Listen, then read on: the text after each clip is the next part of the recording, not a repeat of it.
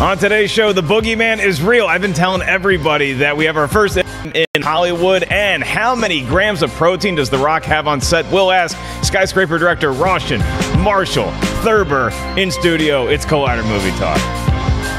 Probably my favorite name in the world to say.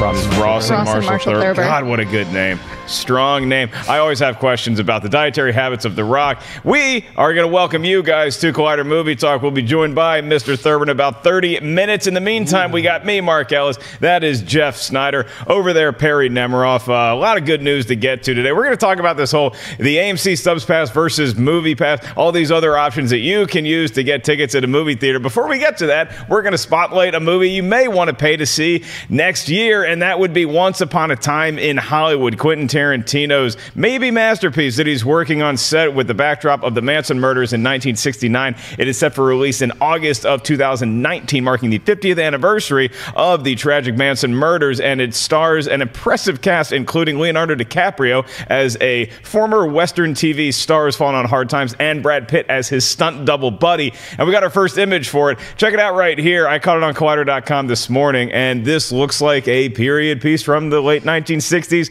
as done by Quentin Tarantino. I will turn it over to you, Perri Nemiroff, first. I know you're looking forward to this movie. These two stars in it. What do you make from this one image that's not even in motion? This is a game changer. It completely changes my opinion about the movie. It doesn't at all. Actually, when I first saw this image, the first thing that crossed my mind is that is exactly what I would expect from the first image of these two actors in this scenario in a Quentin Tarantino movie. I think the image looks great, and I want to see more from it now. Hopefully they continue to use his Instagram account to post some stuff as production starts up and then continues, but so far, so good, I guess. Yeah, Jeff, I always look at these first images of things, and I'm like, oh, good, it's proof that the movie's being made. Yes. Especially with a movie this is real. Once Upon a Time in Hollywood, because it was being shopped around a number of different studios. We're kind of in a bidding war for the rights to distribute it. And then when you lock onto it, not only are these two gentlemen who are A-listers in the cast, you also have Timothee Olyphant's going to be in a role, Al Pacino, Burt Reynolds, Damian Lewis, Luke Perry, Dakota Fanning, Clifton Collins, Scoot McNairy, some other Tarantino notables. More to come. It's exciting stuff. What's your take on this first? Well, when I first saw this photo, I thought it was you and Christian Harloff. Like, you guys just. That's when we started Schmoes back in the 60s. I think you should definitely get these clothes and like do a photo shoot, you and Christian. It looked like something that some team that maybe competes. Who though? Would you be Leo or would you be Pitt? I mean, if you look at the way that our relationship and our career has gone, I would say that I've been Christian's stuntman for most of our tenure. Enough. No, I thought it looked really cool. I like those bright colors. People actually they don't really give Quentin Tarantino enough credit in his films for like having great costumes and costume designs. Like you see that yellow outfit that the bride wears with the black stripe. Like that's an iconic movie outfit. You see a bunch of guys in black suits and ties, and you're like, oh, you guys look like a bunch of Reservoir Dogs. Like it's actually really impressive. So maybe this will be next. We'll see. Yeah, a little note that little blue suit. Yeah, I mean, you get like a little. It looks like DiCaprio's character has a little bit more flair to him. A little more colorful because he wants to be a star. Brad Pitt just more of the rugged stunt person look. It's an image. I mean, I don't know what you guys want from us, but that's the first thing that we've seen. They from look Once Upon a Time in Hollywood. They look very handsome, and I'm glad you said it, so I did not have to. We're going to move on to Jeff Sneider's stock insider tips. He bought stock for the first time a few weeks ago. That was a private disclosure. And what did you buy stock in again? Oh, yeah, the MoviePass parent company that is Helios and Matheson. Their stock has fallen to under 25 cents a share, and the reason for that is because MoviePass has fallen on hard times, have been embroiled in some controversy with the Gotti release recently, and now they have some A-list competition in the way of AMC's movie plan, where you can check out AMC subscription plan. Basically, it's called AMC Stubs A-List, and you get 3 movies a week for the monthly price of $19.95 plus tax. So, Jeff, if you could go back in time, let's not talk about your stock tips necessarily. Let's just talk about AMC versus MoviePass, because when MoviePass first came on the scene, y'all, it was a game changer. It was like, oh, you can get all these movies. You can see a movie a day if you want to, and then the theater's going to have to pony up the cash in return for that. With the AMC plan, it's just for AMC theaters, obviously. You can see movies in any format you want to, up to 3 times a week. Is this the better plan in your eyes, Jeff? I mean, I guess, like, here's the thing. I'm not a MoviePass guy. I don't do a subscription service, and I don't plan to. And maybe that's because, you know, I'm press, as you both are, and we see a lot of... Yeah, exactly. So I don't really feel the need for it. And, you know, when I do go to the movies, I want to try to at least support my local art house theater, whether it's a Landmark or whatever. I don't know. So, and here's the other thing. The premium formats... I don't like seeing movies in 3D, and I don't necessarily need to see them in IMAX either, unless it's a very special movie like an Avatar or something. So the fact that they're adding that as a bonus, I get that it's good for the consumer. All this stuff is good for the consumer, but I just don't know when it became a crime to just pay full price for a movie ticket.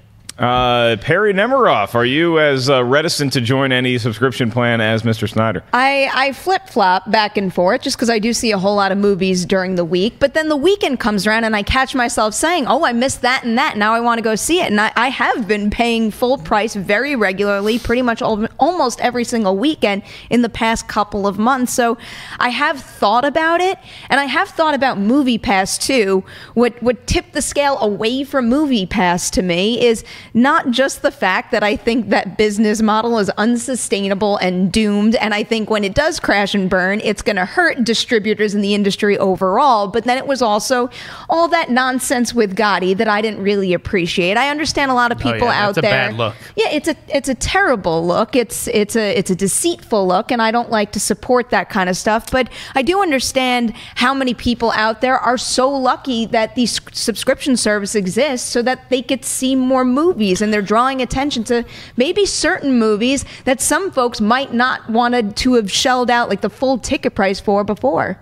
If you look at this, though, from just the model that Jeff's talking about, where it's like this is a specific theater chain. And so is this going to discourage people once you sign up for an AMC pass? Or are you going to be discouraged from going to, like he said, your local art house theater? That's the thing with all of this. It's like you could find the good, but then there's also so much bad. And that's why I'm so concerned about what's going to happen when MoviePass essentially crumbles, what it's going to do to the whole landscape of just the movie-going business, because there's no doubt it's going to have a major effect. And, you know, when we started to talk about this new AMC program, a lot of the comments were like, oh, well, there's no AMC by me. I'm going to have to do MoviePass. And then also the issue you just brought up. If all of these different theaters just do their specific chain, a subscription service, right, all of a sudden we have these smaller theaters that maybe are going to have their business cut in half. I just like having the freedom to choose, you know. I don't want to feel pressured like, oh, well, you know, you're paying X amount of dollars per month for this AMC thing. You should really try to go to the AMC and see what AMC is basically telling me to see, you know, because that's what they're programming. They're programming a very different kind of movie than I am maybe looking to go see in my spare time. I think this plan sounds fantastic. I gotta be honest with you. Like, they're not paying me to talk about it yet, but you know, because MoviePass was a sponsor of the Schmoes No Show like a couple years ago when they first came out and they were kind of doing their beta testing, and Harloff and I'm his stuntman, obviously, we both got a MoviePass so we could go, and I was like, yeah, this is pretty convenient to use. I didn't necessarily want to pay the $30 or whatever it was if that price gets inflated, but if you're paying $20 a month and you can see 3 movies a week in any format you want, I disagree with you, Jeff. It's a great deal. The format is huge. I think the format, I love going to IMAX or Prime. I don't need 3D either, but I love those premium seats, the D-box kind of thing. I love that theater experience, and I think that this sounds like it's worth it. So when we saw Ant-Man the other night, you were happy when they gave you the 3D glasses? I just said I do not like 3D, but I love the IMAX and I love the Prime experience. Well, here's what I'm into as far as AMC goes. They have the $5 ticket Tuesdays. Yeah. That's a great deal. Yeah. And I am an AMC Stubs member. Don't get me wrong. I think I'm a Stubs member. That's free. I'm never allowed in the line, though. Is there a Stubs and there's a Stubs Premium? Don't you need a card? You need a card? I thought you could just do your my phone email number. address. Yeah. All right. I signed up for it a long time ago, and I don't know if I'm still a Stubs member or not. Well, the other thing I appreciate about AMC is based on how they've listed out all of their, you know, frequently asked questions and all of the basics of joining this program is it just seems very black and white to me. Because the other thing that has me really concerned about MoviePass is the surge price thing. Because who dictates what movie gets the surge price and how much that surge price should be? Right, so $2 to $6, that's a big range. And before you know it, it does feel like you're paying full price for that particular ticket anyway. Exactly. Plus, we're all going to be, you know, in the future have 8 million subscription things to Disney and all the different, you know, streaming things that are coming. Like, I just don't need all the bills. bills. One more bill. Just seems like MoviePass started out as like a great kind of utopian society concept, and then it became Columbia House. Remember Columbia House, where like you sign up for you get 12 CDs for 1 cent? I did the BMG music service. BMG music, same exact thing. Yeah, I understand being MoviePass and being frustrated because like you had this great idea, and maybe the AMC will say, well, we've been thinking about this for a long time, but like nobody really pulled the trigger to the extent that MoviePass has. And now people are sort of ripping off the idea, and they're kind of screwed. I think Regal's doing one as well. They will. They must. They will eventually. So all theater chains Alamo Draft House. Alamo Draft House might be doing one as well, which has more of like the independent kind of art house cinema feel. They also have first run big blockbuster movies. If you're a movie fan, I would highly encourage you to seek out one of these subscription services, because at the end of the day, if you are seeing a lot of movies and you don't get into press screenings like Jeff Sneider, it's going to be worth your money if you love going to the movies. You live near an AMC, check out the Stubs Pass. But support your local art house theater. Support your local. They got better popcorn. I would give you that. The Grove popcorn in the Fairfax and 3rd Street. In we know where the Grove is, Mark. I know you guys know. I'm telling everybody else out there. This is a news show, Jeff. I'm relaying news. The Californians. Listen, you're going to want to go a Pico to Olympic. Let me look at some other stocks that you've recently purchased. Kumail Nanjiani headlines our next story. That's because he is going to be one of the stars of the Men in Black reboot, spinoff, whatever the hell it is. It stars Chris Hemsworth, Tessa Thompson, and Liam Neeson. Directed by F. Gary Gray, and it's going to hit theaters sometime next summer in 2019. Kumail Nanjiani, this according to the hashtag show, was just added. He's going to be playing kind of a wise-cracking, sex-crazed alien who lives on a chessboard. Perry, that sounds like classic Men in Black to me. I actually caught Men in Black on a plane. I was flying back on the Nemiroff special flight from New York to Burbank, which is located just north of Hollywood, Jeff. Take the 5 to the 130. That's exactly what you do. You can just hop La Cienega and take Royal Canyon over. So I'm watching Men in Black, and I'm like, this really had a lot going for it. I missed that movie. Men in Black 2, Men in Black 3. Is Kumail Nanjiani being added onto this, getting you more excited for the reboot? Yes. Every single person that gets added onto this makes me more excited. So I'm a fan of his. This seems like a role that I guess might suit him. I don't really know about that. But when I look at this whole ensemble, this is kind of like a dream team to me. I really like Chris Hemsworth and his comedic chops, and with every single thing that I see Tessa Thompson in, all I could think of is give me more of her. I was telling you guys I saw Sorry to Bother You last night, and she's just exceptional and has so much range in everything she's in. And after having seen Thor Ragnarok, I feel like the two of them will play so well off each other, and Kumail's just fantastic in everything. I'm not completely caught up on Silicon Valley, but he's obviously great in that. And with everything that happened with him last year, with him scoring an Academy Award nomination, he's in really great shape now. Yeah, Jeff, while yesterday afternoon I was at the new Whole Foods on Hollywood Way in Burbank, you were one of the first people to get wind of this story. Kumail Nanjiani, when did it come across your radar, and how do you feel about the announcement? I mean, the hashtag show had reported on the offer going out, and we were all kind of waiting in limbo to see how that was going to pan out, and it looks like it's going to, according to them and our sources. Of course, I don't know about the whole chessboard of it all, and the character description. Because just knowing Kumail, I don't know how eager he is to play like a sex craze, like that kind of caricature. I think you have to be sensitive with that these days, but I just think it's a fantastic thing that we have a studio movie, 2018, finally. We got a white male lead, a black female lead, and a Pakistani male lead. Like, that's great.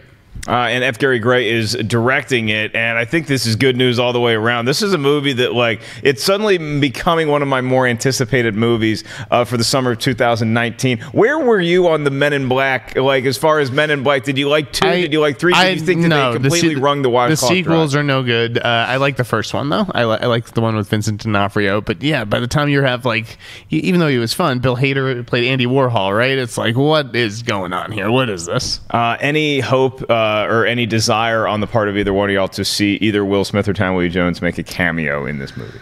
Not particularly. No, the answer's no. I don't feel the need for it. I wouldn't be surprised if they did it, like a quick hit and run kind of thing where you just make a reference to it and leave it alone. But why would you do that when we have such a strong ensemble here? Yeah, you remember how Charlie's Angels, the second one, they referenced Bill Murray playing Bosley, but he wasn't in there. They had like a picture, or like in Indiana Jones and the Kingdom of the Crystal Skull. There's like a picture. I could see a photo of K and J or whatever. Yeah, in like a Wall of Fame, need them back. like Employee of the Month, something like that. But I don't think they're actually going to physically appear. It's a good gag. I like the casting of Kumail, and I like the casting of obviously I'm a fan of Hemsworth and Tessa Thompson. I think that they're going to make great agents. Liam Neeson, very intriguing in the kind of the rip-torn role, except across the pond. So. I like this as a choice for Kumail as well, as far as like if you're going to do a studio blockbuster, there's a lot of crap that you can do, but I think that this one's actually going to turn out pretty well. Yeah, I still would have been up for that Men in Black 21 Jump Street crossover. Maybe we get it one day. I don't know. I'm not crossing my fingers on it, but I'm just saying I would have been up for it. I would have done the AMC Stubs or the MoviePass if it meant getting to see that crossover. Stephen King's The Boogeyman is next up. It's going to be adapted into a feature film by the writers of a little horror movie you may have heard of called A Quiet Place. This, according to Deadline, it's going to be written for 20th Century Fox. So they're currently closing a deal for the screenwriters Scott Beck and Brian Woods to adapt it. The Boogeyman follows a man who recently lost all his children to a creature lurking in the closet. Look, your kids are going to, if you're a parent, so I'm told, at some point your kids are going to come to you into your room and they're going to say there's a monster either under my bed or in the closet, and it's up to you as the parental figure in their lives to take it with a grain of salt or take it seriously and go actually investigate. Perri, it seems like the dad didn't really do his due diligence. I think that's an understatement there. I'm always excited to hear any other studio picking up some sort of Stephen King adaptation, because it does seem like every single one of them has one at this point.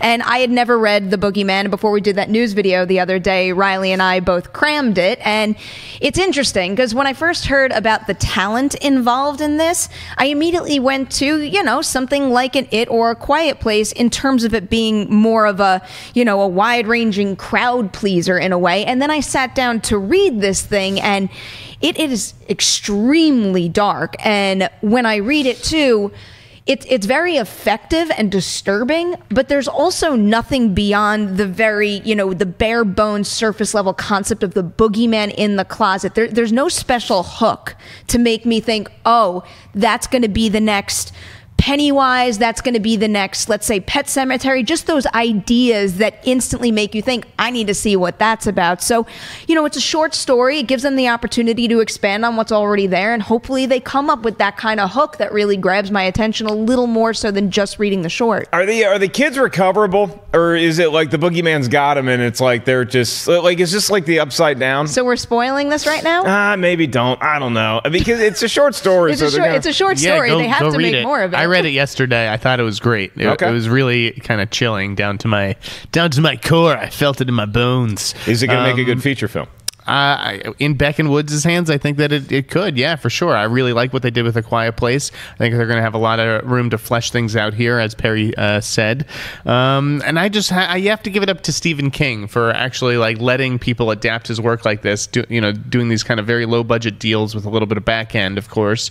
One of the reasons that authors are reluctant to part with their work is, it could hurt their own sales, a bad adaptation. But with Stephen King, his sales are going to be fine no matter what, because there was a lot of bad Stephen King adaptations and he's doing just fine. So I like that he can sort of experiment and take chances with his material, lending it out to younger filmmakers. Yeah, we're going all the way back to 1973 is when this short story was first published. Stephen King has a number of things in the works right now for the big screen, as Perri alluded to. You have It Chapter 2 coming out. He's got the Hulu anthology series Castle Rock premieres on July 25th, something I'm very excited about. And then you obviously have the Pet Sematary remake. Is there too much Stephen King that we could have at the box office? And Dr. Sleep as well. There's a lot more going on too. There's a lot, but especially considering how good some of the recent ones have been, obviously It, and also I love Gerald's Game. I really do think that the properties that are being aligned with certain filmmakers right now, it's kind of the best possible scenario at this point in time. Who knows how they'll actually turn out, but I think Stephen King's material is giving certain filmmakers that I really admire a lot of opportunity, and I think they're going to run with it. I think that they're definitely you're going to start seeing more remakes. I think that they're going to remake Christine. When you look at what's going on with self-driving cars these days, if somebody doesn't remake Christine, that's nuts, and I think that you'll see a Cujo remake eventually too. Cujo's a tough tough one. It's hard to root against the dog. It is really tough to not pull for the dog. I would say, like, look, Christine, yeah, I can see the self-driving car angle of it. Do you think it'll still be a whatever Plymouth? It was a Chrysler Plymouth or something? Probably not. It'd probably be like a Tesla or something. Yeah, make Christine a Tesla. Call it Chrissy. We're going to move on to our next story, and I referenced Whole Foods earlier. They just got bought by Amazon. Hey, they make movies, too. And Amazon Studios has just released a trailer for the new movie Beautiful Boys, starring Timothee Chalamet, Steve Carell, and Maura Tierney. The film looks tremendous. I don't know a lot of what it's about just from seeing this trailer. Clearly, there was a father and a son. They were very close. They're not so much now. Happens to a lot of them. It's probably because Carell didn't take his kid seriously when he said there's a boogeyman in the closet. I don't know if that's the plot of the movie. All I know is that this looks like something that is hook, line, and sinker Oscar bait. You put a name like Chalamet, a name like Carell. They're both very hot properties when it comes to the Academy and turning in great performances of recent years. Timothee Chalamet obviously nominated for an Academy Award last year. Carell has been nominated as well. Does this seem like a movie to you, Perri Nemiroff, that is going to get that kind of buzz? At this point in time, yes. We always talk about that months in advance, and before the first screenings happen, you never really know what's actually going to stick in the conversation and what's going to fall out of it. But this one, to me, seems like a pretty good bet right now, especially after watching this trailer. I mean, we're talking about, what, a 2.5-minute piece here, and I already felt that devastating feeling creeping in before it left me just a little bit hopeful at the end. And the emotional impact that such a short piece of material can have on you, that makes me think that they're going to pull this off. And especially with two actors like this. I mean, obviously a huge fan of Timothee Chalamet. I'm sure a lot of them know that my favorite movie last year was Call Me By Your Name. And I've seen him in so many things, and he just delivers time and time again. I can't wait to see him in this. And I'm not going to try to pronounce the director's name. I'll let Jeff do that. But his last film, Broken Circle Breakdown, I was just crushed from that movie. It has an amazing soundtrack, but that story is just so overwhelmingly emotional. It took me, like, I watched that movie and then I had to sit there for a solid hour after and just recompose myself. So I haven't brought myself to rewatch that one since, but I listened to the music nonstop. All right, Jeff Sneider, can you take a stab at pronouncing the Belgian-born director's name, and what do you think about Beautiful Boy? I thought it was Felix von Groningen. Nailed it. I don't even know how I'm sitting in this chair doing this show this morning because I died. Oh, I died this morning. Sorry to hear that. I woke up. The first thing I did was go to Collider.com, free plug, and watch this trailer, and I died. I thought it looked amazing. This is a story that I followed really closely. I broke the casting news, at least on Steve Carell. At the time, I had said that it was going to be Steve Carell and Will Poulter. And they ended up going with Timothee Chalamet instead. I think it was down to those two. I think Will Poulter was probably the runner-up for that role. And I totally understand why they went with Timothee, because he is so much more innocent looking than Will Poulter. And so it's a little bit more crushing when he basically loses himself in this addiction. So this is based on dueling memoirs by a father and son, David and Nick Sheff. And this was originally going to be a Cameron Crowe movie. He was going to direct this years ago. I think it's such a powerful tale. I think this is going to be really Carell's tour de force. I know he is also in the Dick Cheney movie, and the Zemeckis movie, Welcome to Marwen. So he's got 3 chances at awards this year. I think he's definitely going to get a nomination for one of them. Whether it's going to be this one or another, we'll have to wait to see the movie. I'm sorry to hear about your death. That sounds tragic. I died. For a dead guy, you're doing a great show so far. My goodness. This is truly a Weekend at Bernie's trilogy situation. Did you see the poster, Mark? For the Beautiful Boy? Yeah. Gorgeous poster. Love the design, and I love how the posters looks folded. You know, like a photo in his wallet of his son. Brilliant concept. There you go. The movie opens October 12th, and it does look like, Perri, it's one of those movies where you're just going to be emotionally moved in some way or another, like what Kenneth Lonergan, his movies are able to do as well. Like, you see the movies, and you don't make plans for immediately afterwards. You just kind of like, you're like, okay, I'm just going to be sitting, and I'm going to be stewing in this for a while. Again, if I learned anything from Broken Circle Breakdown, it's not just right after. It's the rest of the night. I am in. I am sobbing. My eyes are likely red, but you know what? As long as it takes me on an emotionally compelling journey, fine by me. And really, this team, I'm rooting for them right now. And can you give us a quick breakdown of what that movie is about without spoiling anything? Oh boy, that's about a couple who comes together over their love of bluegrass music, and it's about their relationship and what happens to their relationship when their young daughter becomes ill. But it's an excellent movie that is worth every single tear I shed. Jeff Sneider, if you caught that one in any of your local art house theaters? I missed it. I missed that one of the 200 movies a year that I see. Well, the good news for Perri Nemiroff is that Deputy Dewey super absorbent when it comes to tears, so he's there to help you out. We are going to move on to our next segment. Before we get there, I want to remind you guys that this weekend we're going to be in Las Vegas, Nevada for amazing Las Vegas Comic-Con. Collider is actually the exclusive media partner of the event, which means we get to be on a whole lot of panels. We have a fancy booth. It's number 407 if you're keeping score at home. Come on by. You can win some cool toys courtesy of McFarlane. And we also have our Collider Movie Talk panel, the Future of Collider panel, Collider.com panel. And Perri Nemiroff is going to be hosting it's really the role you were born to play. And that is a Power Rangers panel. Tell us a little bit about it. I'm so pumped. It's a spotlight on Jason David Frank, all the Power Ranger stuff he's done. He's had a career well beyond that as well. And we've been chatting about some fun things to do at that panel. So if you want to see what we cooked up, come check that one out. Got a new Heroes dropping later on today. We got new T-shirts. You can check out our T-shirts exclusively at the link in this vid's description. A number of different designs from our friends over at Bonfire. And last but not least, we mentioned amazing Las Vegas Comic-Con. What good is it talking about Comic-Con if you're not talking about the big granddaddy of them all in San Diego? I'll be there doing a special stand-up set Friday night. Here's a quick preview. Hey everyone, Mark Ellis here. I'm a comedian and I'm thrilled to be once again doing stand-up at San Diego Comic-Con. This time it's at American Comedy Company Friday night. We'll have somebody check that. Can we look up what the Friday night is? July 20th at 10 p.m. You can get tickets right now at my website. Use the promo code SCHMOES for a special discount. See, the show's at 10 p.m. because I figure you, the Comic-Con goer, can have time to go to the convention and enjoy all that stuff. And then you get time to shower because you're not just going to be seeing me, you're going to be seeing other people. Let's be honest, there's a lot of germs at Comic-Con. Sanitize yourself. Maybe even one might consider special guests. So there could be some other people that you might not expect to see. Here's how you get your tickets. Cue the Satriani. You might see some special guests.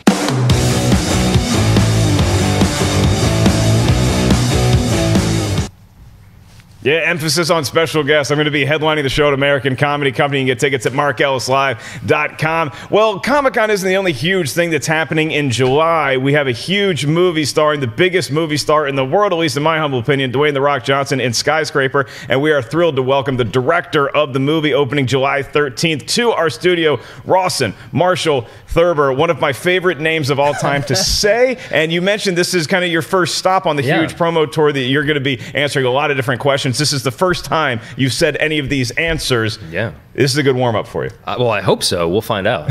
I mean, this could be a big train wreck. It's not going to be a big train wreck. Go easy on me. You might hear a train, but that's just the 5 freeway. Where? Burbank, California. I just wanted to start with, The Rock, because I'm such a huge fan of the guy and his movies. I follow him on Instagram. I'd like to think we'd make good friends. Never met him in person.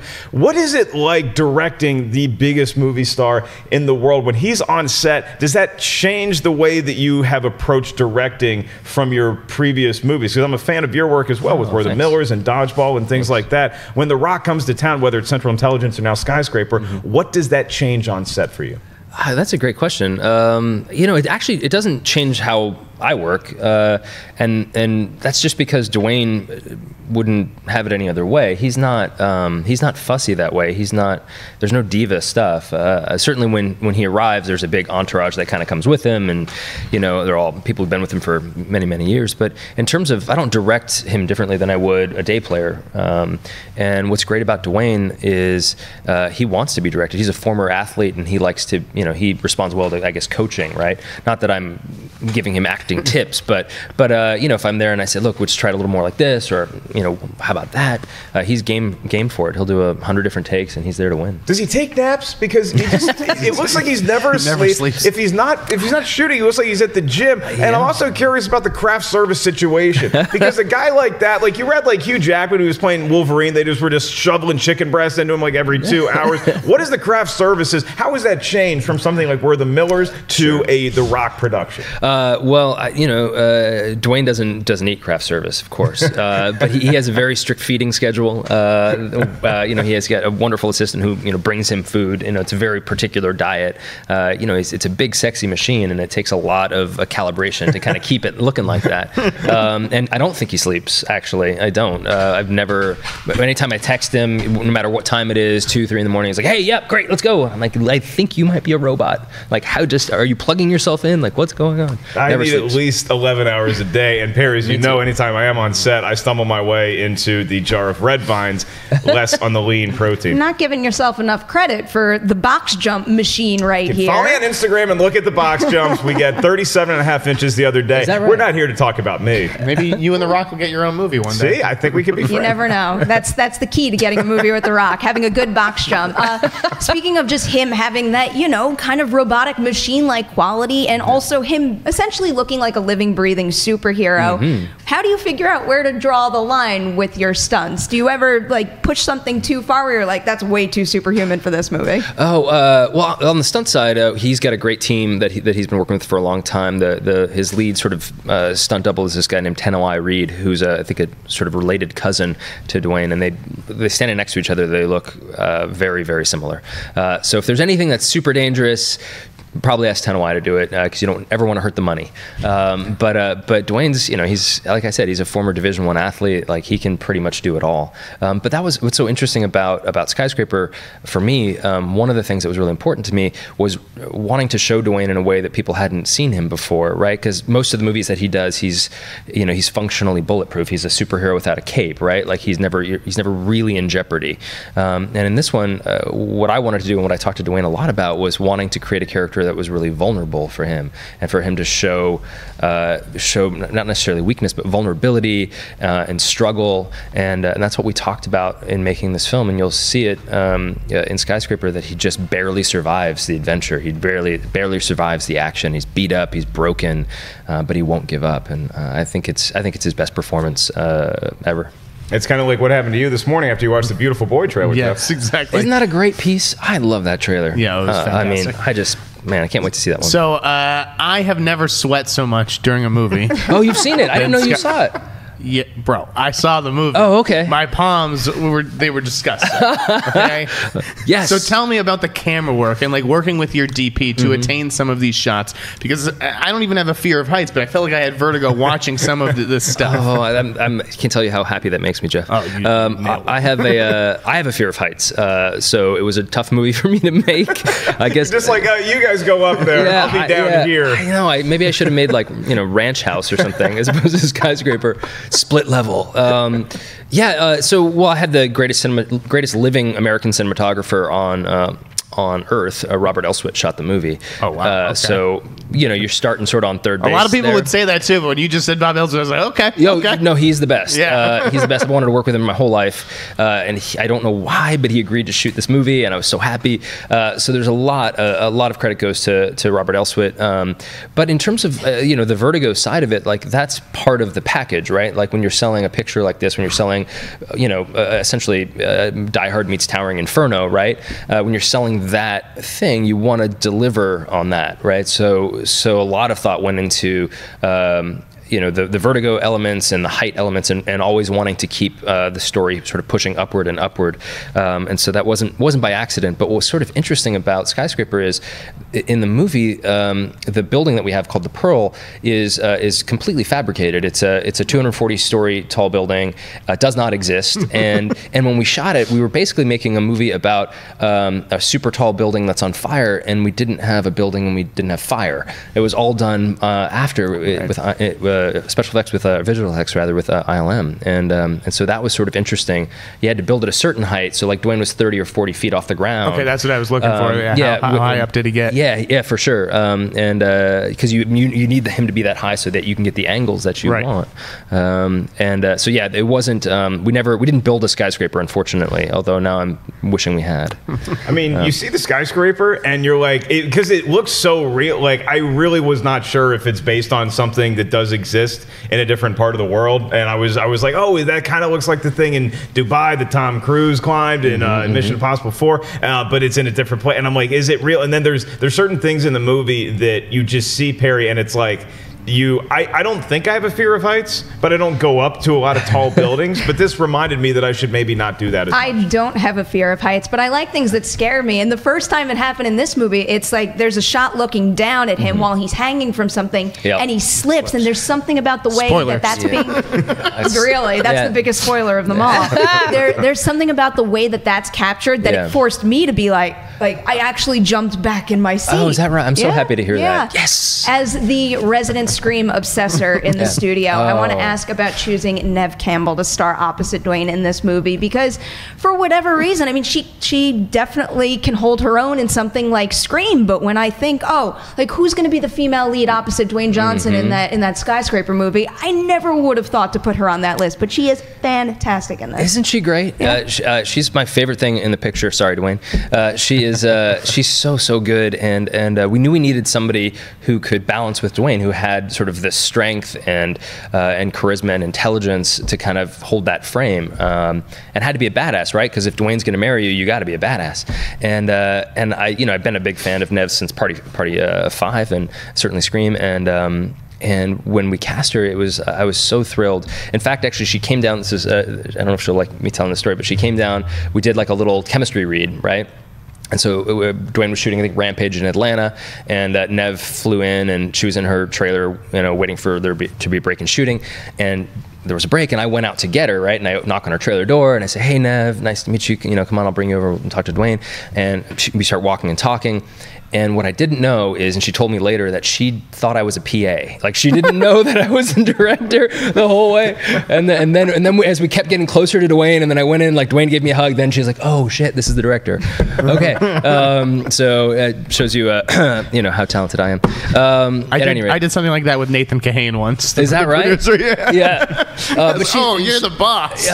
That's you. He looks young. He's a young-looking guy. But she's amazing, and she's great in the film, and she plays a character, Sarah Sawyer, and my wife's name is Sarah, so I was trying to score points where I can. So as any married guy will tell you, and she just delivers such a beautiful, strong performance, and I'm so proud that I've seen a lot of pictures where like the wife is sort of like crying in the kitchen on the phone saying, "Just come home, or be safe." And I was just like, "Fuck that!" Like I don't know if I'm allowed to swear on Collider. Fuck yeah, man. Okay, I'm like that's not what my wife would do. Like if the building's on fire and our kids are there and she's there, she's not going to wait for me to save her, because that probably won't happen.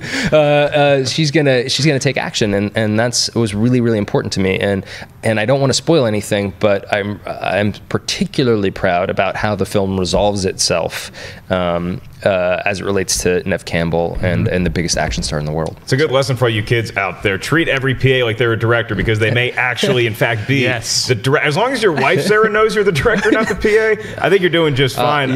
Before we get Jeff's next question, I want to remind everybody out there, we're going to take some of your live Twitter questions for Rawson and us. So go ahead and start tweeting us at Collider Video and use the hashtag Collider Movie Talk. Jeff Sneider, the floor is once again yours. All right, my next question is, this is a Chinese co-production, right? Yes.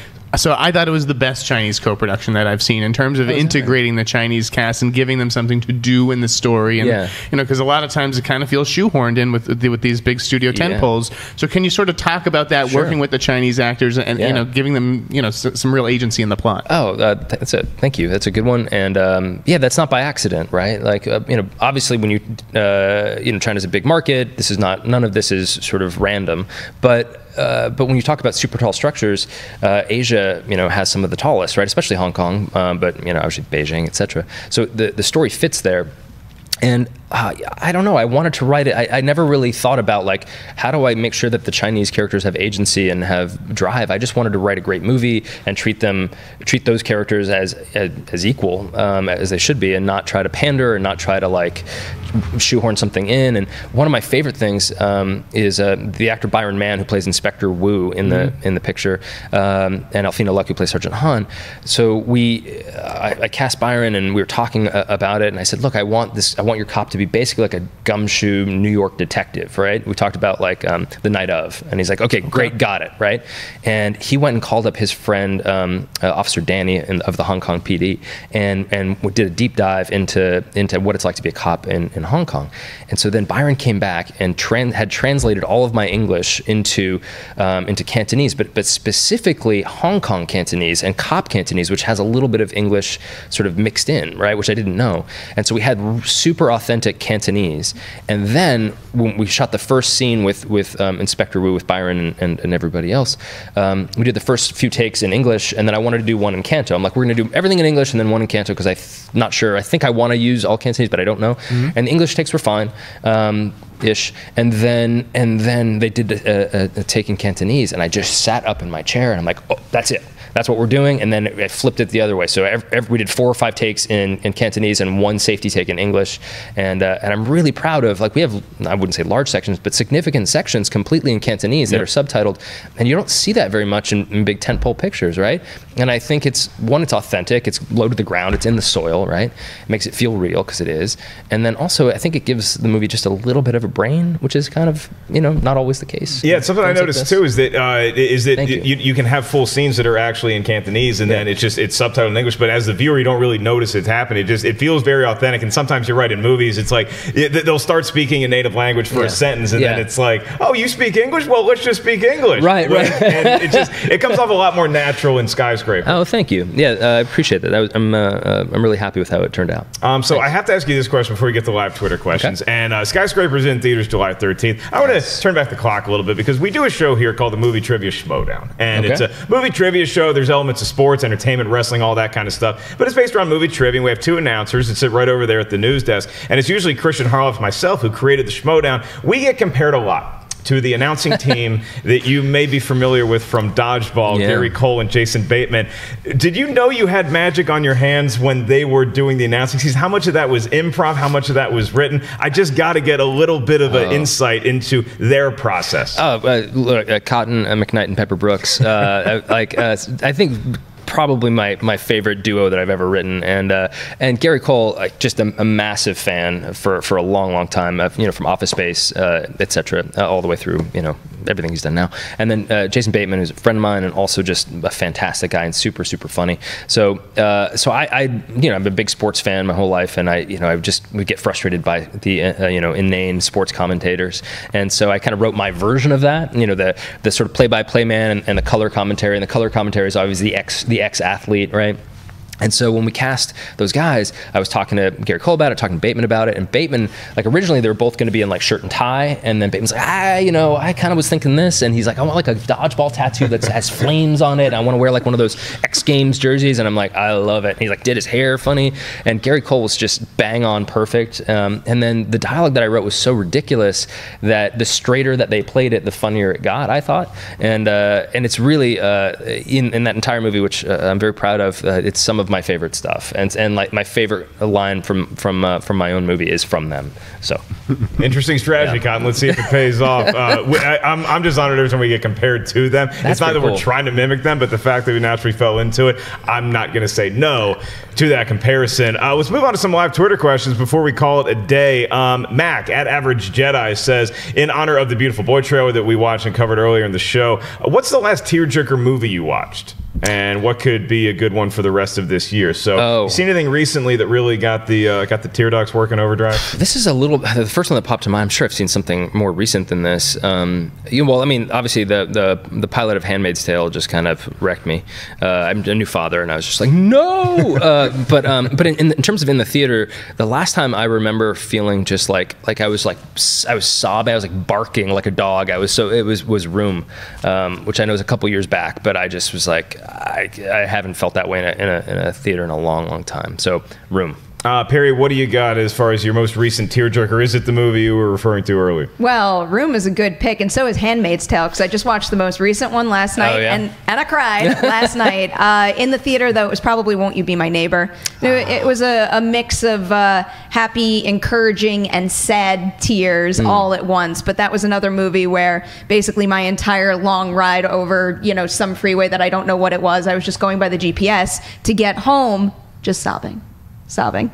Sometimes you need a good. It feels even when you're cry, yeah. even in the midst of the cry, and you're like, this kind of feels good right now. Like it feels good to get that emotional purge. That was probably more so a feel good cry than a not, but there were some like true sad tears in there. I was going to say Perry stole my answer, but that is a feel good cry, feel bad cry. Manchester by the Sea. Oh, I missed it. Manchester by the Sea. I watched it on a plane on purpose because I knew I had like 5 hours to kill, and I was like, well, I can knock out 2 watching the movie, and then the next 3 I can just knock out feeling bad about myself. So I won't think about the flight. I actually got a little misty-eyed last night watching Uncle Drew. Sounds like a joke. It's not. I'm a huge sports fan. I'm a huge basketball fan. Too. But Uncle Drew does something. If you haven't seen it yet, it does something that I hear it's great. I've heard that from other folks. It's great. I mean, and if you're a sports fan too, like, you know, you see a lot of these athletes and they're really good in the movie, but there's a Field of Dreams quality to it that is kind of like Rucker Park is this magical. It's more than just like the mecca of playground basketball. It actually has magical powers, and there's just a hint of that throughout the movie. That's that great. It's got something that just sports movies can reach out and just and affect you in ways Field that of other Dreams. movies can't. Yeah, Field of Dreams for sure gets me every time. Every time. When he asked for his dad for a catch. I'll cry right now. Jeez. Mark, I'll start crying. Do it, man. I mean, look, this is your first kickoff for the press tour, so if Go you need big, to- waterworks. Start sobbing. Yeah. Yeah. I want Good Morning America to be nervous following us. All right, one more question, and this comes from Jonathan Caro, and he says, in honor of Skyscraper, what is your favorite use of a non-fictional skyscraper in a movie? So it's got to be a real landmark skyscraper. I don't think Nakatomi Plaza would count in Die Hard because it's a real building, but it was changed and it was fictionalized for Die Hard. So Nakatomi Plaza off the table. You already got another one. Yeah. Burj Khalifa in Mission. That's a good one. It's a real thing, and so Robert Elswit shot that picture. They shot it practically because it's Tom Cruise and he does all his stunts, as we all know. And what's interesting, I love that film, and that sequence is unbelievable, and we watched it and many times working on Skyscraper, per what Jeff was talking about in terms of the vertigo. But we also talked to Adrian Smith, who was the lead architect on the Burj Khalifa when we were designing the Pearl. So we owe a lot of gratitude, not only to Mission in that sequence, but to the building itself. Burj Khalifa, everybody, tallest building in the world so far. All right, so far until we build the skyscraper in honor of the movie Skyscraper. Yes. Perri Nemiroff, you can't take Rawson, sorry. Yeah, I mean, what are the real skyscrapers? I can't think of one. The Empire State Building, I was man. gonna say. King Kong, I had some fun with it. I immediately veered away from New York the second that popped in my head.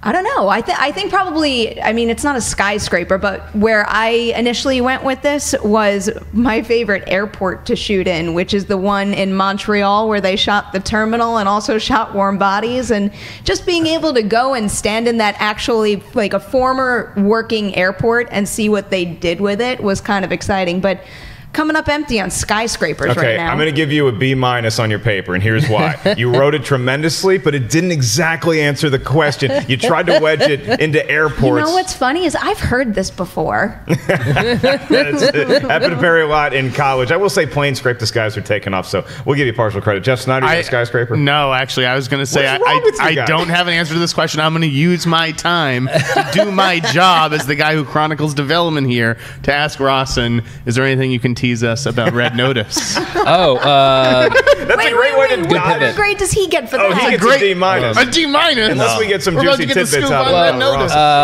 Gosh, it's right. So it's Dwayne and Gal Gadot presently. There's a third person to be cast, and I will not say who that person is here, but we're really excited about it. It's gonna, yeah. Is he chasing her, or are they teamed up?